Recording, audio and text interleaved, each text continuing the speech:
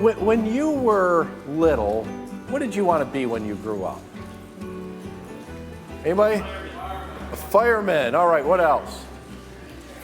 Preacher. Okay. Oh, you said teacher. I'm just kidding. I heard Marge's voice and I thought, yeah, I'm going to say a teacher. Okay. A sailor. Okay. You know, when I was little, I wanted to be a baseball player. You know, everybody had their different dreams when they were young. And even though our dreams were all different, I think they all had one thing in common. We all wanted to be good at what we did, right? When I was young, it wasn't my dream, it wasn't my ambition that I said, you know what, one day I'm going to grow up and I'm going to be a backup infielder on the last place minor league team. No. I wanted to be great. I was going to be in the major leagues. I was going to be an all-star. Maybe one day even be in the Hall of Fame. You know, it's the same, I think, with anybody. You wanted to be good at what you did.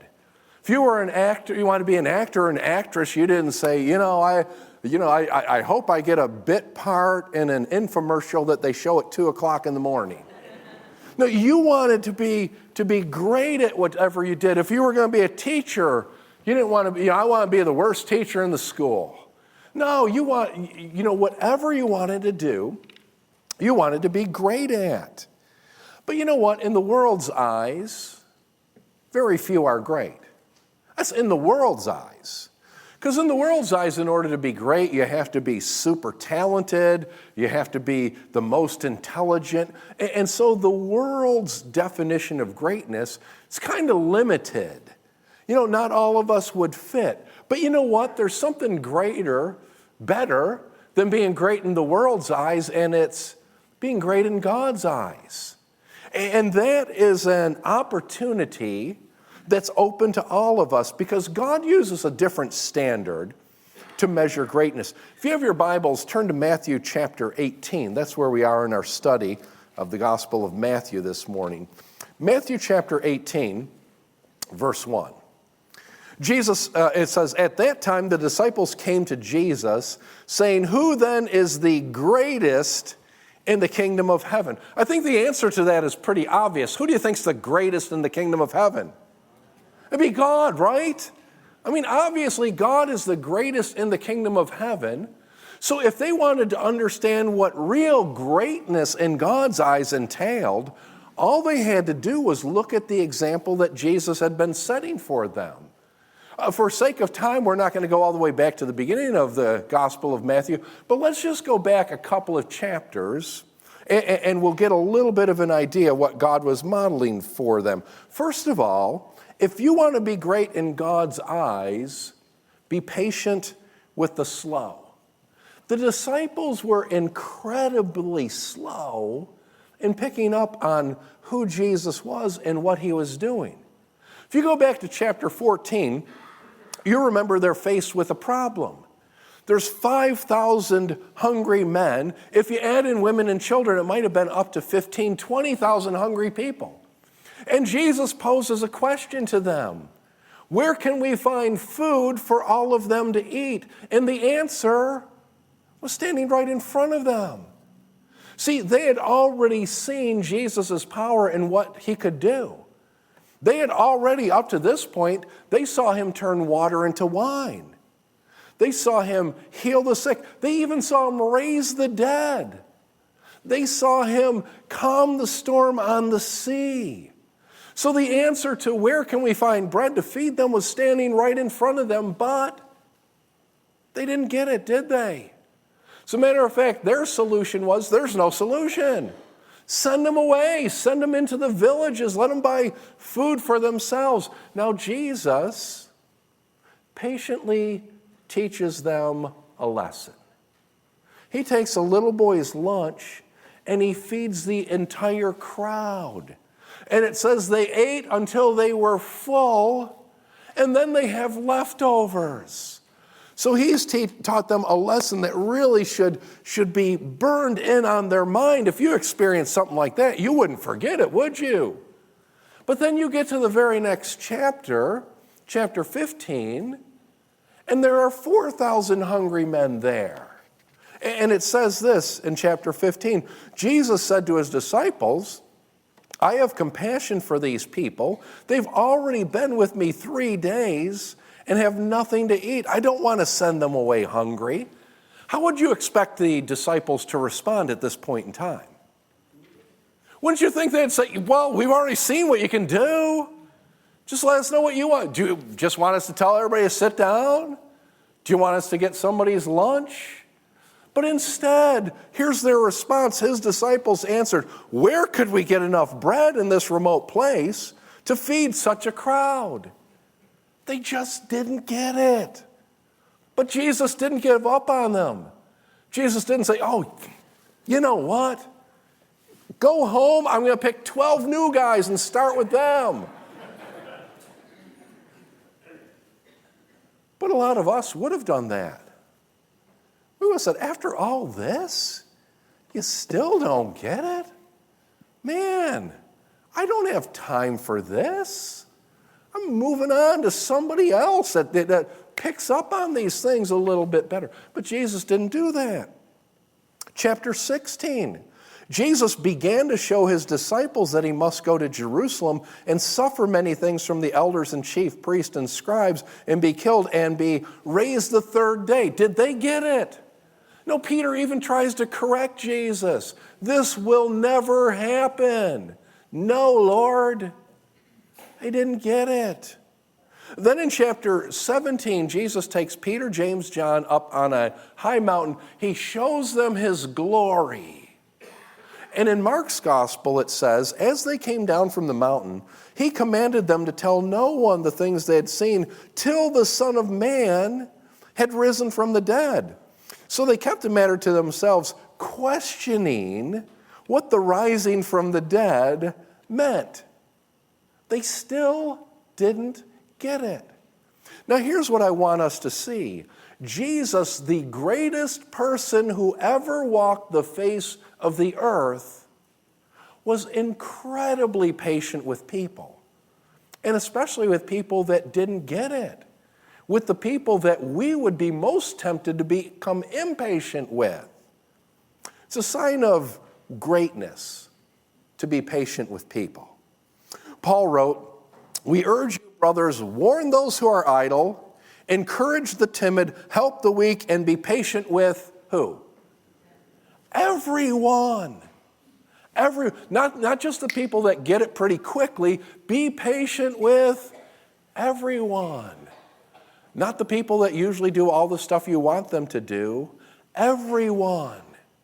That's a sign of greatness. So if you want to be great in God's eyes, the first thing you have to do is be patient with people. By the way, you only do these things by the power of the Holy Spirit. You don't just work it up within you. There's a second thing, though. If you want to be great in God's eyes, serve the low. Jesus said, the greatest among you shall be your servant. Which one of these cans in this pyramid is the greatest? Well, it really depends on your perspective, doesn't it? I think in the world's eyes, they would say, well, the top one, of course. It's above all the rest. It's got a position of prominence. It's risen above all the rest. But in God's way of looking at things, God would say, well, the servant, the one on the bottom, the one that supports the rest. You see, the world's ways and God's ways are just flipped upside down.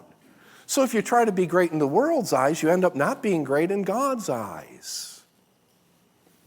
What keeps us from doing that? What keeps us from taking the position that God says we ought to? What keeps us from being the servants that we ought to be? Verse 2. Then Jesus called a little child to him, set him in the midst of them, and said, assuredly I say to you, unless you're converted and become as little children, you'll by no means enter the kingdom of heaven. Therefore, whoever humbles himself as this little child is the greatest in the kingdom of heaven. In the society back then, children had no status, no position in the ancient world, and that's why Jesus pointed to a child as the greatest. Jesus' instructions are become as little children and humble yourself. If you can humble yourself, that means humility is something that you can develop. It's not just something that you're born with. Well, I'm not a humble person by nature. Well, you know what? You can humble yourself. You can develop humility. Well, how do you do that? You know what? If you want to get better at something, the way you get better at something is by practicing it. These guys didn't just, I guarantee these guys didn't say, I've never played a guitar before, but let me give it a try this morning. They've practiced hour after hour after hour after hour. We do the play First Christmas in London.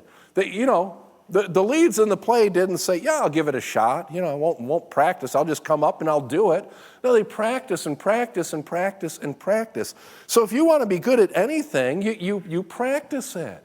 You want to become more humble. You want to develop humility. The way you do is by practicing it. Can I give you a few suggestions in this regard? How to develop humility? Number one is this: enthusiastically do something someone else's way. When I only will do things my way, or I'll only do things to the best of my ability if it's my idea, it's because I'm filled with pride. My way is always the best. Why would I do it someone else's way? But you know what? Humility is to say other people have better ideas than me. Every once in a while, maybe my idea ends up being the one that's chosen, but I'm going to go with other people's ideas. This person has a great idea, and not the old, okay, let's do it your way, but enthusiastically. You know what? Your way is a good way. We're going to do it your way, and I'm going to do it with all my heart. That develops humility. Number two, listen carefully when others speak. You see, if I value what other people have to say, if I value their thoughts, I'm going to listen to them. I was mentioning this morning, and the great thing about preaching is when you prepare a sermon, God always points out the places where I fall way short to me, so it's a great opportunity to grow. But I was thinking about this yesterday. I was talking to somebody. Now, you've probably never done this, but I find myself doing this occasionally. Somebody was saying something to me, and all I could think of is what I wanted to say. You ever do that? They're talking, and I'm thinking, I'm just waiting for them to pause for a second so I can interject this brilliant thing that I have to say. And God brought it to my mind, and he said, why don't you just listen to them? I mean, what they say is valuable. What they say is important. Instead of being so concerned about what you have to say, which God was telling me, maybe it's better just not even to go down that road. Just listen to them. It's a way you develop humility, that you value what other people have to say. Third thing, admit without excuse when you're wrong. The proud person can never admit that they're wrong. You miss a meeting and you tell her, well, you forgot to remind me. It's never that I forgot. It's never my fault. It's always somebody else's fault.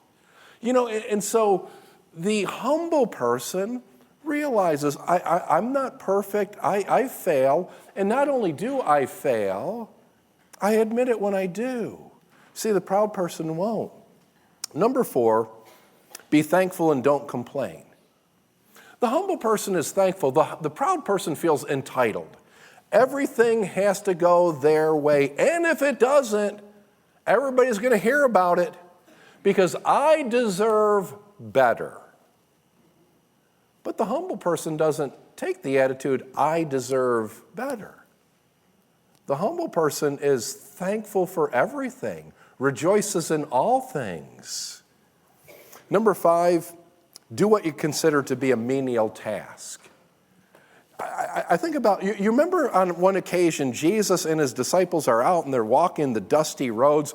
They come into a house, and the job of the lowest servant was to wash everybody's feet. And they come into the house and nobody wants to do it. It's a job for the lowest servant. And so the one person that really shouldn't have to do it humbled himself, Hey, and he humbled himself in coming to earth, so he didn't mind humbling himself to wash his disciples' feet. And he said, do you understand what I've done? I've given you an example that you should do likewise. Humble yourself. Man, you see something that needs to be done, don't think you're above it. I'll leave it to somebody unimportant to do that. Humble yourself. Do the smallest task. Work behind the scenes. Do the things nobody sees except God, because then you can do it just for him and him alone. Here's probably the best way to humble yourself. Read God's word. In Isaiah chapter 6, and that wonderful song that we heard at the beginning comes from Isaiah chapter 6. Here am I, Lord, send me. In Isaiah chapter 6, Isaiah has an experience when he comes into God's presence. Isaiah chapter 6, Isaiah writes, I saw the Lord high and exalted, seated on a throne, and the train of his robe filled the temple. What was Isaiah's response when he spent time with God? Then I said, woe is me, for I'm ruined, because I'm a man of unclean lips, dwelling among a people of unclean lips. For my eyes have seen the King, the Lord of hosts. When Isaiah saw God clearly, he also started to see himself more clearly. Seeing God's greatness gave Isaiah some perspective about himself. He wasn't above everybody else. Well, I'm a prophet here. He started to see things in a different perspective. He says that he was a man of unclean lips, dwelling among people of unclean lips. He wasn't up here and everybody else was down here. He saw himself being with everybody else. Kind of brought himself down a little, but also lifted up other people on the same level as him. Same thing was true with King David. King David said, when I behold your heavens, the work of your fingers, the moon and the stars which you've set in place, what is man that you're mindful of him? Or the son of man that you care for him? See, humility, though, isn't just thinking, oh, I'm dirt, I'm terrible, I can't do anything. It's actually just then coming to accept God's way of looking at yourself. Because David says, you're mindful of me. You care about me. So there's this element of humility that actually lifts a person up too. I like what Timothy Keller said. He said the gospel is this: we're more sinful and flawed in ourselves than we ever dared believe, yet at the same time we're more loved and accepted in Jesus Christ than we ever dared hope. And that's what you'll discover as you read the Bible. If you want to be great in God's eyes, first of all, be patient with the slow. Secondly, serve the low. Number 3, help others grow. Verse 5, Jesus said to his disciples, whoever receives one little child like this in my name receives me. Helen Steiner Rice wrote, it happened one day at December's end. 2 neighbors called on an old-time friend, and they found his shop so meager and mean, made splendid with 1,000 bows of green. And Conrad was sitting with face ashine, when he suddenly stopped as he stitched a twine, and he said, old friends, at dawn today, when the rooster was crowing the night away, the Lord appeared in a dream to me, and said, I'm coming your guest to be. So I've been busy with feet astir, strewing my shop with branches of fir. The table's spread and the kettle is shined, and over the rafters the holly is twined, and now I'll wait for my Lord to appear. And listen closely so I'll hear his steps as he nears my humble place. And I open the door and look in his face. So his friends went home and left Conrad alone, for this was the happiest day he had known. For long since his family had passed away, and Conrad had spent many a sad Christmas day. But he knew with the Lord as his Christmas guest, this Christmas would be the dearest and best. So he listened with only joy in his heart. And with every sound he'd rise with a start and look for the Lord to be standing there in answer to his earnest prayer. So he ran to the window after hearing a sound, but all he saw on the snow-covered ground was a shabby beggar whose shoes were torn, and all his clothes were ragged and worn. So Conrad was touched and went to the door. And he said, your feet must be frozen and sore. I have some shoes in my shop for you, and a coat that will keep you warmer too. So with grateful heart the man went away. But Conrad noticed the time of day. He wondered what made the dear Lord so late and how much longer he'd have to wait. Then he heard a knock and ran to the door.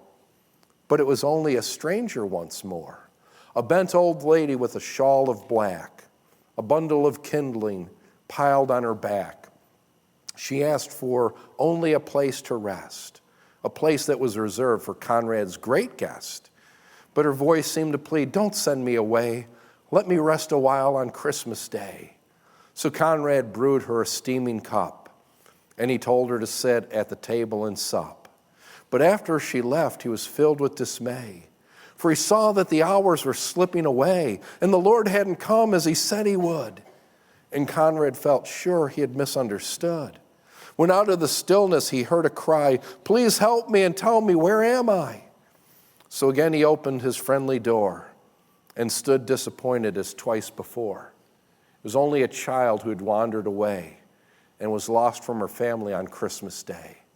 Again, Conrad's heart was heavy and sad, but he knew he could make this little child glad.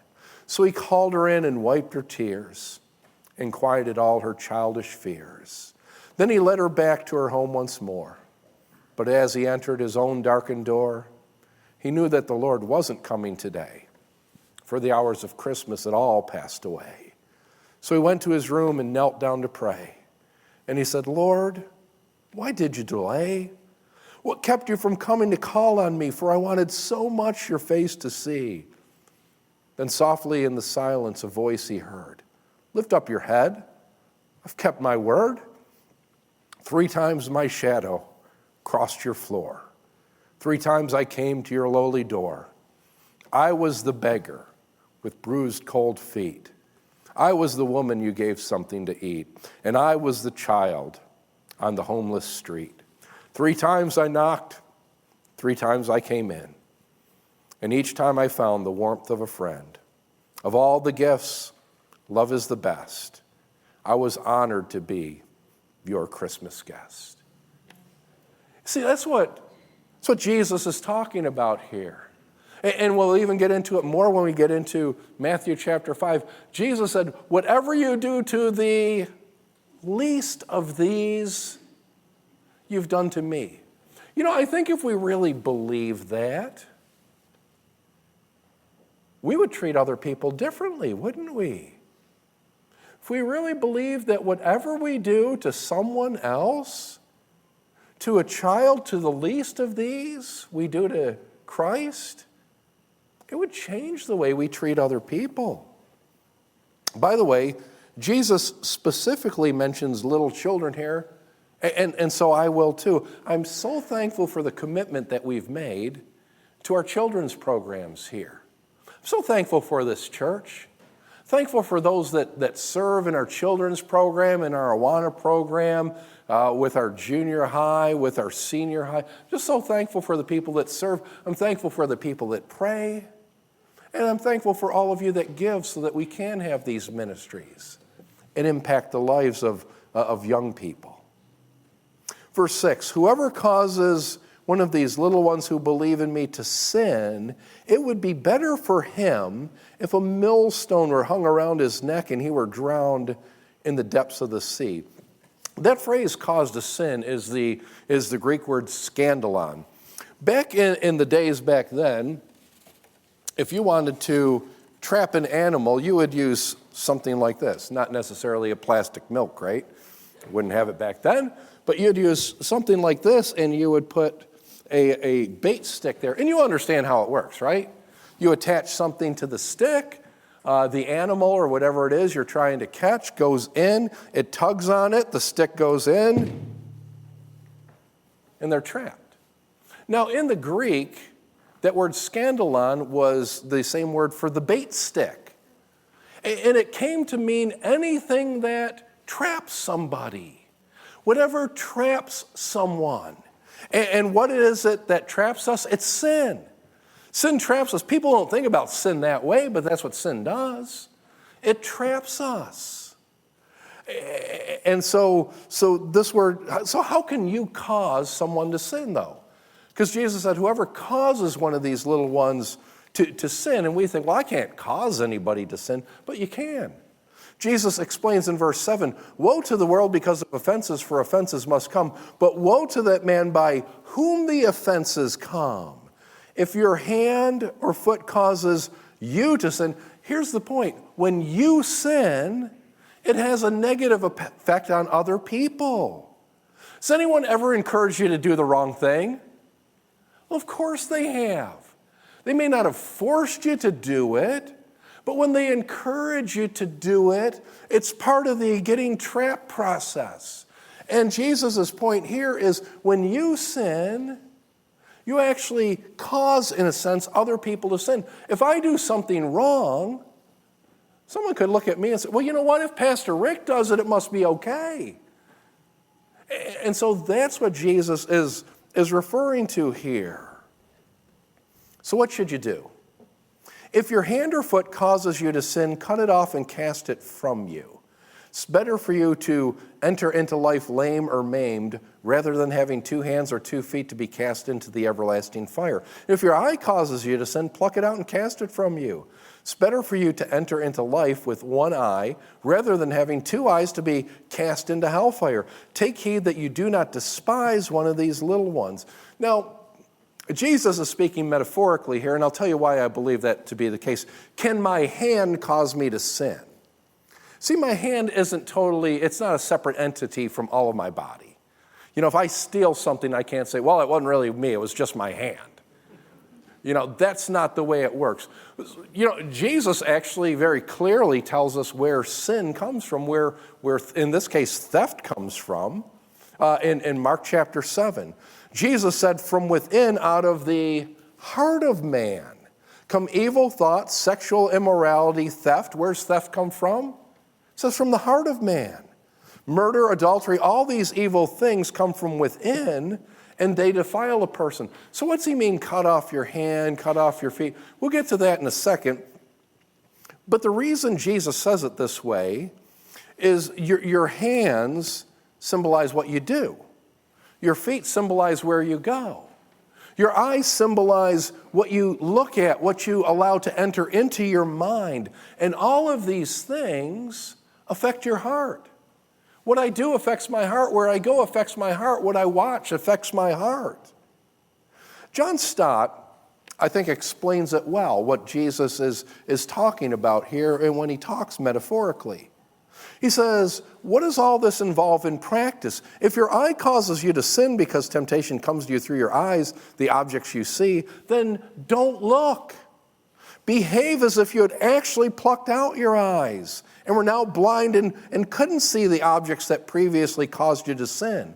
If your hand or foot causes you to sin because temptation comes to you through your hands, the things you do, or your feet, the places you visit, then cut them off. That is, don't do it. Don't go.